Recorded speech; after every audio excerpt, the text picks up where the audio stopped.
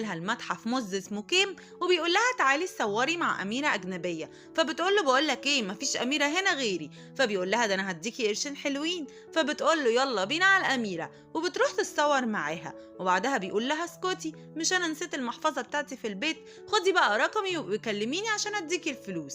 وبعدها بتبقى رايحة تزور صاحبتها وبتشوف كيم هناك، وبيكون بيشتري خاتم غالي قوي. فبتقول له ازيك عامل ايه، هو انت مش فاكرني؟ انت شكلك كده رايح تخطب. طب ايه رأيك بقى اقولك تتصرف ازاي في الموقف ده وتديني الفلوس بتاعتي والنبي. وهو بيبقى ميت على نفسه من الضحك من الطريقة بتاعتها. وبالليل سول بتكون في معرض للتحف، وبتقابل كيم هناك، وبتعرف ان يون مديرة المعرض هي دي حبيبته، وكيم بيسلم عليها بمنتهى البرود. وبتبقى سول بتراقب هان زميلها اللي بتحبه، واللي بتعرف ان هو بيحب يون مديرة المعرض، وبتطمن لما بتلاقي كيم بيحبها. وكده طبعا الطريق بيبقى فاضي ليها، وبتقول لكيم يون دي زي القمر وبتنام